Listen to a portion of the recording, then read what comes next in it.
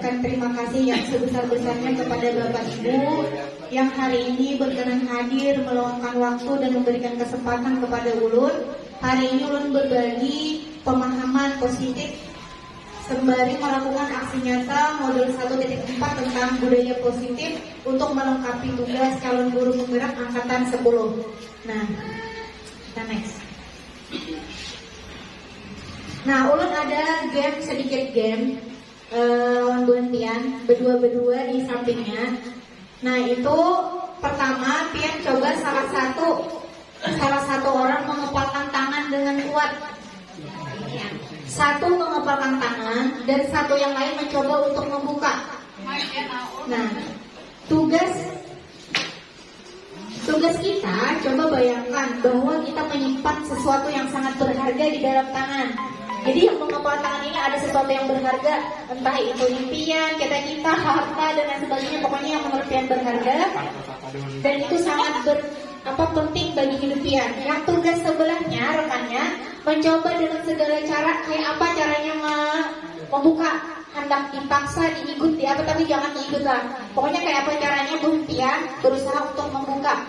Karena teman yang B ini boleh merayu, boleh membujuk dengan segala cara mencoba untuk membuka, tapi yang untuk kalian ini hanya game. Satu orang mempertahankan kepalan tangan dan satu orang lagi mencoba untuk membuka.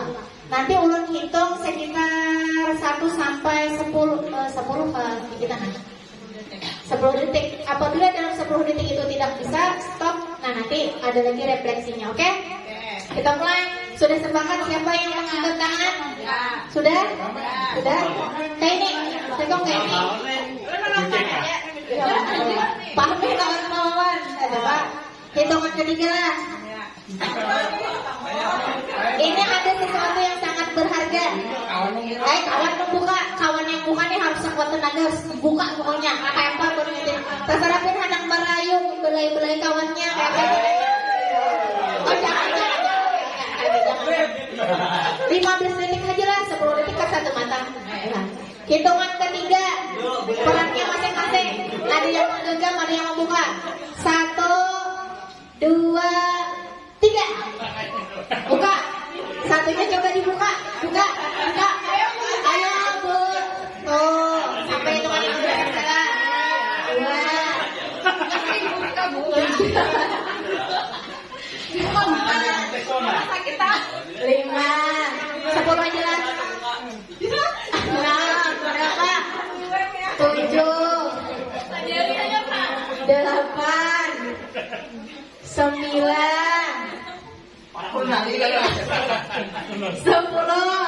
Stop, sudah. Oke. Yang berhasil membuka siapa? Berhasil. Aku berhasil, pasti berhasil. Pian berhasil juga, ada berhasil. Oke.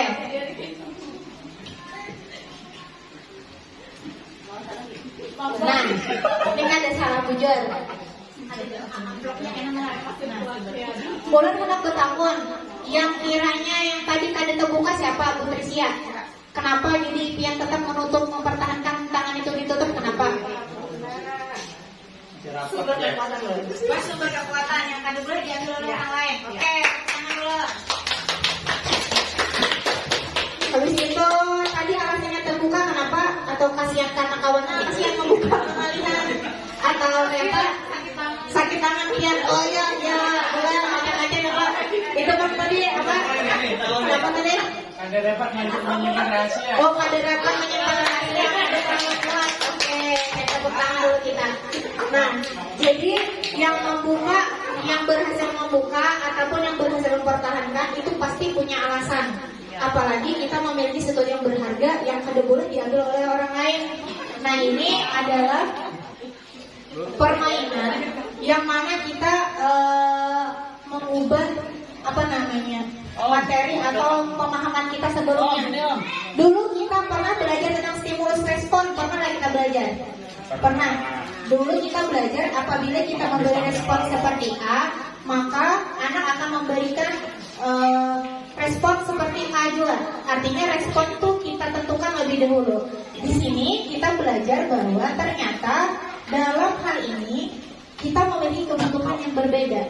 Dalam teori stimulus respon ini, seorang guru dikatakan dapat mengontrol muridnya. Yalah, apabila kita memberikan perlakuan seperti A misalnya, maka murid akan memberikan respon seperti ini. Tapi di teori kontrol ini berbeda. Karena apa? Karena yang memiliki kontrol atas diri kita sendiri itu adalah diri kita sendiri. Pian, mengikut tangan tadi, sekaya apapun Pian, karena Pian merasa Yusuf berkekuatan Pian, ini hal yang berharga dalam diri Pian, maka sampai kapanpun Pian akan mempertahankan, meskipun kawan mencoba untuk membuka. Nah itu pemikiran yang berubah dari stimulus respon menuju teori kontrol. Apa hubungannya dengan murid? Pertama, dalam diri murid itu ada namanya motivasi dalam diri dan luar diri. Motivasi dalam diri itu sangat penting untuk belajar. Apapun gangguan luar murid, disambati apakah ini, disambati apakah, apabila motivasi belajarnya sudah kuat, maka dia akan tetap melakukan hal-hal baik dalam pembelajaran. Sama kayak Pian, misalnya motivasi Pian untuk mempertahankan itu sudah tertanam dalam diri Pian, maka gangguan-gangguan dari luar diri Pian tidak akan mempengaruhi. Nah seperti itu pemahaman yang ingin ulun bagikan, bahwasanya kita tidak sepenuhnya dapat mempengaruhi murid. Artinya murid itu tetap memiliki hak atas dirinya sendiri. Nah ada 3 materi yang hari ini yang ulun dapat bagian 3 materi. Yang pertama tentang disiplin positif dan nilai-nilai kebajikan universal. Kemudian ada teori motivasi, hukuman dan penghargaan. Yang ketiga ada keyakinan kelas. Nah ulun sajalah.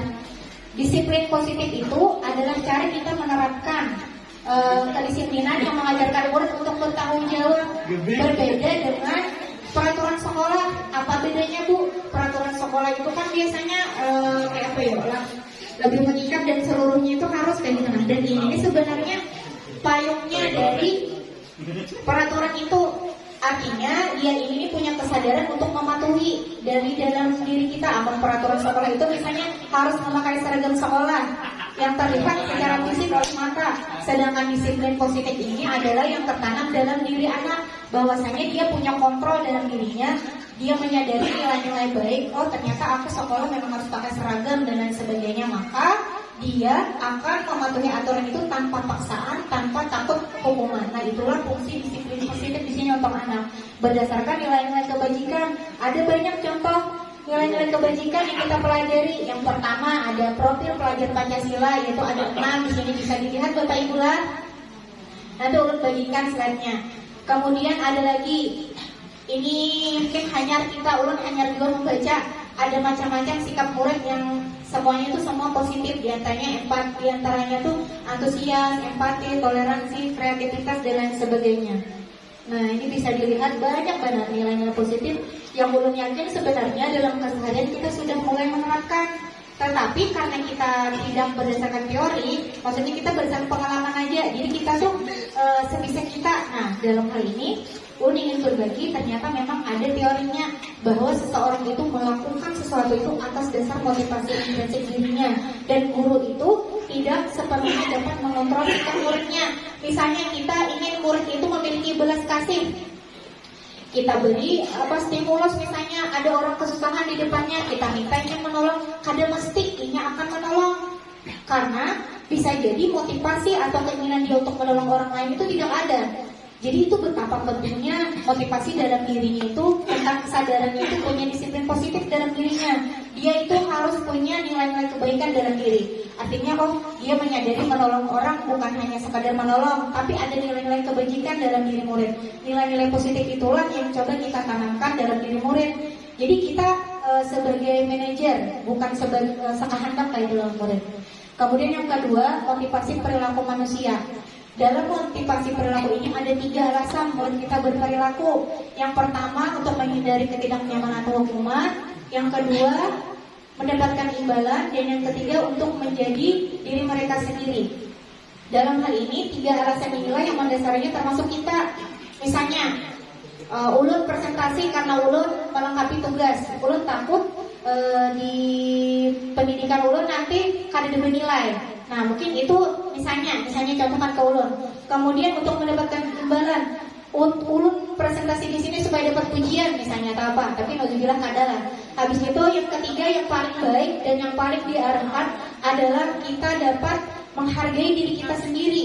Artinya kita punya nilai-nilai yang kita percaya. Misalnya ulun di sini presentasi untuk berbagi nilai-nilai yang baik tanpa niat untuk jadi orang yang lebih bisa atau apa, tidak, tapi niat untuk berbagi. Nah, jika nanti motivasi murid kita melakukan sesuatu itu nomor 1 dan nomor 2, maka itu hanya motivasi eksternal. Artinya dia perlu imbalan dari orang lain atau dia perlu takut dengan seseorang baru dia melakukan hal baik, itu hanya eksternal. Sedangkan yang internal itu nomor 3. Jika murid kita cenderung 1-2, maka diarahkan ke nomor 3. Bagaimana caranya dia melakukan suatu kebaikan itu atas dasar keinginan dia sendiri, atas motivasinya sendiri. Dan kemudian ada materi yang namanya restitusi. Restitusi ini adalah proses menciptakan kondisi bagi peserta didik kita untuk memperbaiki kesalahan. Misal contoh kasus, anak kita itu datang terlambat. Ketika anak datang terlambat itu kita tidak boleh menyerang, pian terlambat ini tidak boleh. Itu namanya menghardik anak. Tapi dalam restitusi ini kita diajarkan untuk untuk memahami alasan kenapa terlambat. Dari alasan terlambat itulah, misalnya jar anak terlambat bangun, boai, alarm kada berbunyi, mama kada ingin membanguni, maka kita akan mengajak anak, nah esok nih setelah balik sekolah langsung pian setel alarm jam 7 misalnya. Jadi esok pian kada ada alasan lagi alarm kada besetel. Siapa orang yang ada di rumah pian, mama atau kakak pian, nah pas nanti mama lawan kakak banguni maai pas subuh. Nah jadi kada ada alasan lagi terlambat. Restitusi ini bagaimana dia dapat memperbaiki kesalahannya sehingga muncul rasa kepercayaan mandiri, tanggung jawab, kepercayaan diri, mandiri dan memiliki tanggung jawab. Dia terlambat bukan karena orang lain, bukan karena alarm, tapi karena memang harus dia menyadari kesalahannya dan mencoba memperbaiki. Nanti itu lebih detailnya di materinya Ibu Kiki nanti. Nah, kemudian yang terakhir itu ada namanya keyakinan kelas. Nah, supaya lebih keyakinan kelas ini diharapkan mudah-mudahan kita setiap kelas punya ini. Keyakinan kelas ini bersifat abstrak daripada peraturan. Artinya bukan yang harus memakai baju merah putih, habis itu Selasa pakai baju apa, Rabu pakai baju pramuka, bukan seperti itu. Tapi keyakinan kelas ini adalah keyakinan yang kita sepakati dan harus kita jalankan bersama di dalam kelas.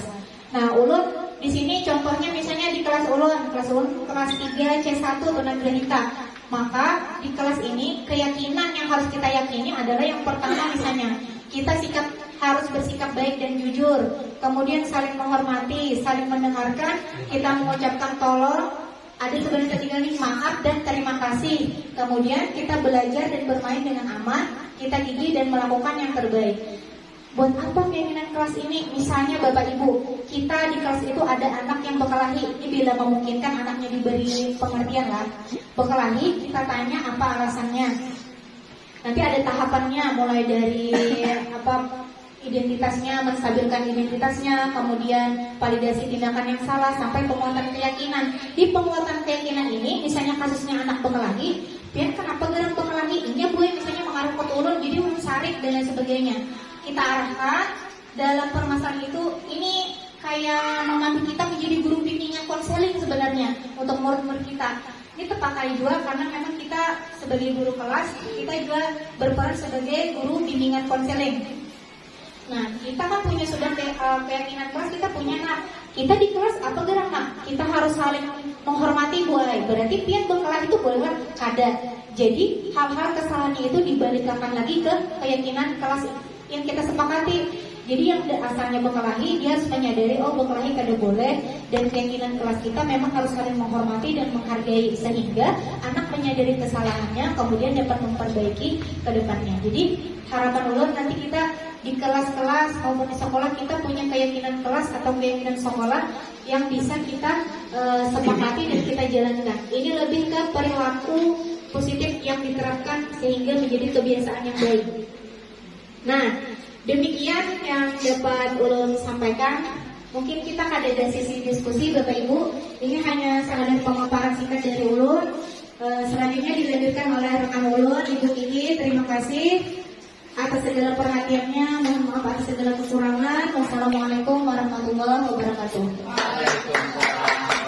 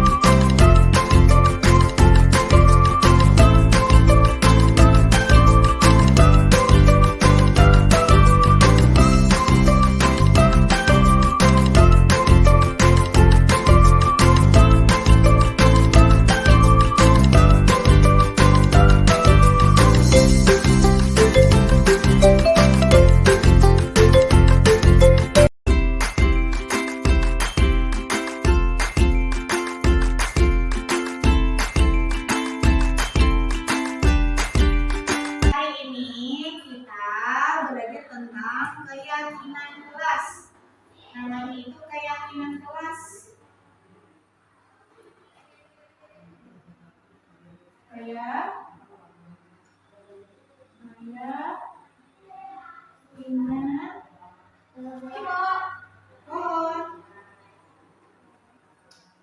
Keyakinan kelas ini, tahulah bukan apa? Keyakinan kelas ini adalah nilai-nilai kebaikan yang kita sepakati di kelas. Berbeda dengan aturan. Kenapa?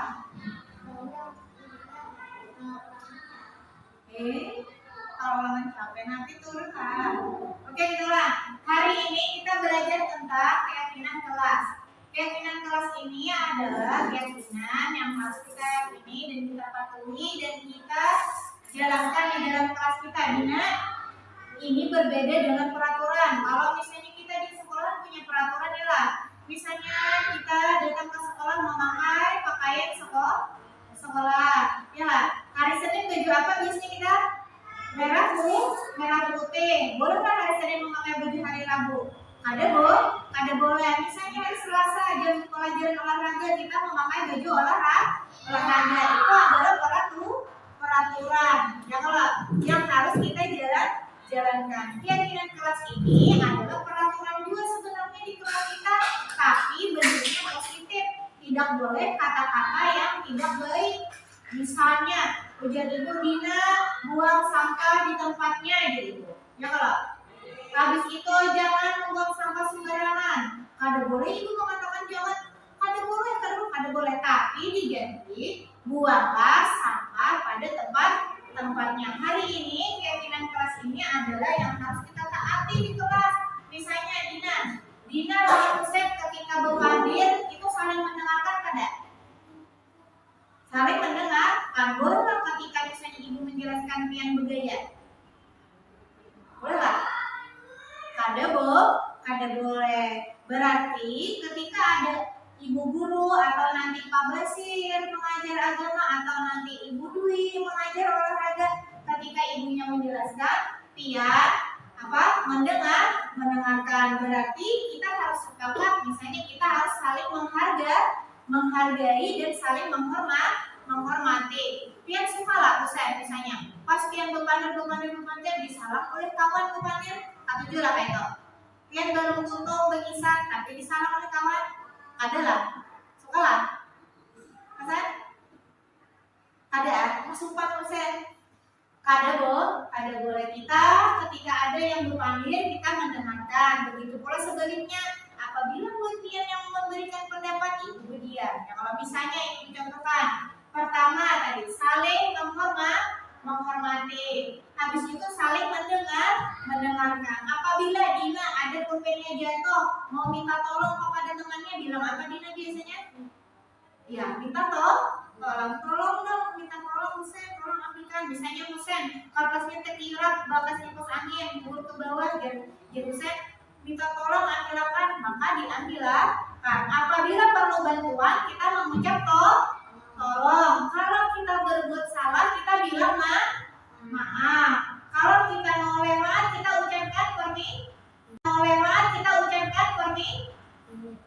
permisi. Dan ketika mendapatkan bantuan, kita ucapkan terima kasih. Iya, seperti itu. Apalagi ketika ada orang duduk, biar lewat. Ada dalam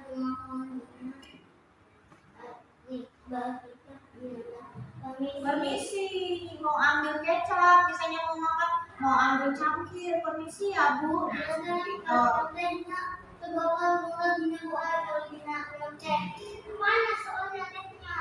Ada lagunya, pernah lah ibu nyanyikan semalam tuh, coba teman-teman.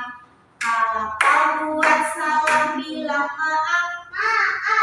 Kalau perlu bantuan bilang tolong. Iyalah. Nah, itu juga adalah lagu Gasan Pian mengingat hal-hal yang mudah. Habis itu terus lagi kita bersikap baik dan jujur. Sepakatlah. Kita kada boleh bakar rambut. Jujur itu artinya sesuai antara perkataan dan perbuatan.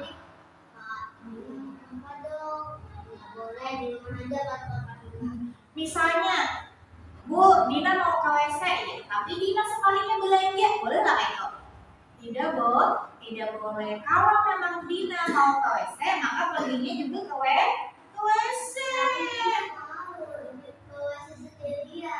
Gak apa-apa kalau Dina masih takut ke WC sendirian, nanti ibu temenin, gak apa-apa. Kita harus berkata jujur dan bersikap baik. Boleh nggak kita bersari-sari kawan-kawan? Boleh, jangan bersari-sari. Terus lagi kita belajar dan bermain dengan aman. Misalnya Dina main balok. Nah, Dina harus bermain dengan aman. Lingkungan kelasnya harus aman. Tidak boleh ada pisau, tidak boleh ada yang tajam-tajam, tidak boleh ada paku, beli dan lain sebagainya. Karena di kelas kita harus menjaga keamanan dan kebersihan. Makanya ya baiklah, nanti bila pian habis makan itu sampahnya di mana membuang? Tempat sampah. Karena kita sepakat sudah menjaga kebersihan. Nanti kita bersihkan. Terus kalau Dina minum kebalik bajunya pian apain? Dilap pakai tisu. Karena kita sudah sepakat menjaga kebersihan. Kebersihan adalah sebagian dari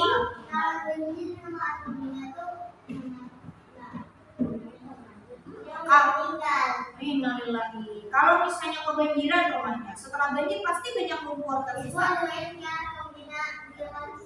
Amin. Pokoknya misalnya ada sampah di bawah meja, kita buang ke tempat sampah. Ada minuman yang terbalik, kita lap, kita pel, kita tisuin sampai bersih lagi. Kalau misalnya ada yang kebalik yang manis-manis, kita bersih dulu supaya nggak ada bersamotnya. Kalau baru nanti dipel. Kalau dipel langsung nanti dipelnya juga kotor kan. Ilham izin hari ini. Terus yang terakhir kita gigih dan melakukan yang terbaik. Misalnya kata ibu, Dina hari kemarin tuh tugasnya sudah selesai apa belum? Sudah, kata Dina. Dina udah semangat Bu ngerjainnya, dibantu nenek Bu, sama dibantu nenek kan biasanya dengan semangat Dina mengerjakan tugas. Terus Husen lagi, Husen sudah kan tugasnya? Sudah Bu aja. Husen ulang sudah mengerjakan. Kita harus melakukan yang terbaik. Ada boleh malas, sudah Bu aja. Husen ulang sudah mengerjakan. Kita harus melakukan yang terbaik. Ada boleh malasan boleh indah Bu kalau anak mau beli PR ya boleh lah. Boleh, kita harus gigih dan melakukan yang terbaik. Pusing.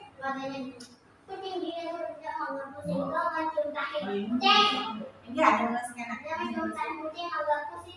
Iya, dicium. Nah, baiklah. Dina, Husen, itu adalah keyakinan kelas kita hari ini kita bahas. Nanti kita tempel di kelas kita biar kita selalu ingat. Yang pertama tadi kita bersikap baik dan jujur, kemudian saling menghormati, kemudian saling mendengarkan, terus kita mengucapkan tolong dan terima kasih ketika meminta bantuan dan sudah mendapat bantuan. Kemudian minta maaf ketika berbuat salah, ucapkan permisi ketika mau lewat. Kemudian kita belajar dan bermain dengan aman. Tunggu deh.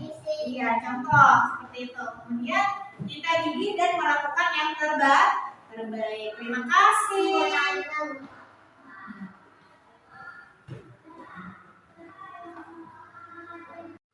Tepuk tangan. Bisa tepuk tangan enggak? 1, 2, 3. Berapa pelan-pelan? Kalau kau buat salah bilang maaf. Nyari-nyari dong, semangat. Kalau kau buat salah bilang maaf.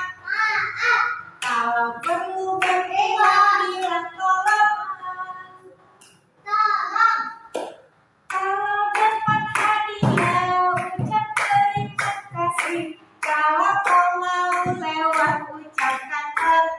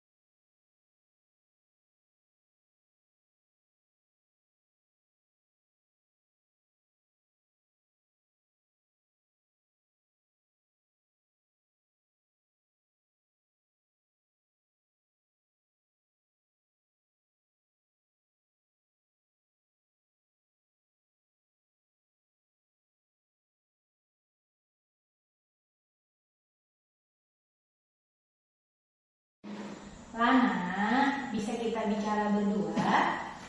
Bisa, Bu. Lana tahu apa yang ingin ibu bicarakan? Tidak tahu, Bu. Ibu lihat kamu beberapa minggu ini saat jam pelajaran olahraga kamu tidak memakai baju olahraga ya? Iya, Bu. Lana tahu kalau saat pelajaran olahraga harus memakai baju apa? Baju olahraga, Bu. Nah, di sini ibu tidak mencari kesalahan yang sudah terjadi, tapi ibu ingin mengajak kamu untuk berdiskusi, menyelesaikan masalah yang kamu hadapi dan kamu tidak mengulanginya lagi. Iya, Bu. Nah, ibu tahu kamu pasti punya alasan kenapa beberapa minggu ini tidak memakai baju olahraga. Boleh ibu mendengar cerita kamu, Lana? Baju saya robek, Bu. Kenapa tidak minta dijadikan? Saya selalu lupa, Bu. Baiklah, kamu masih ingat kan dengan keyakinan kelas kita? Ingat, Bu. Apa yang kamu lakukan setelah ini? Pulang sekolah ini saya akan minta jadikan baju, Bu. Baiklah, Lana. Ibu harap kamu tidak mengulanginya lagi setelah ini ya. Ibu sangat bahagia jika kamu mematuhi keyakinan kelas dan peraturan di sekolah kita. Terima kasih, Bu. Saya berusaha untuk tidak mengulangi, Bu. Nah, ibu sangat menghargai usaha kamu, Lana. Sekarang kamu boleh istirahat ya. Terima kasih, Bu. Baiklah.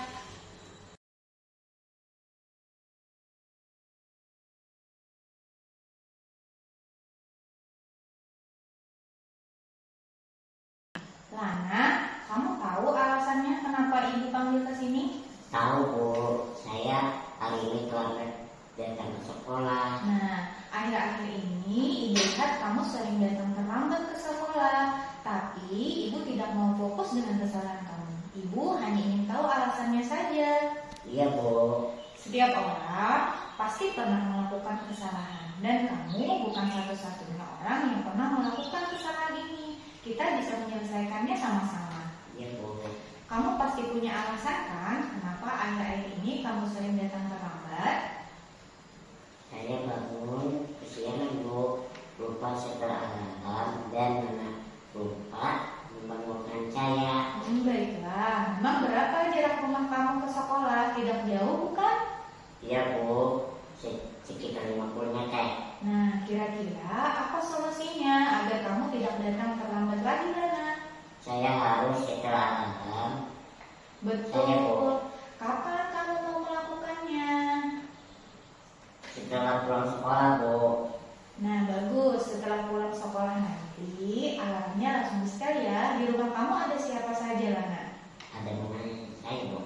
Nah, nanti kamu juga kasih tahu ibu kamu ya untuk membangunkan kamu setiap pagi. Iya, Bu. Baiklah, sekarang kamu boleh istirahat. Baik, Bu. Terima kasih banyak. Assalamualaikum. Baiklah.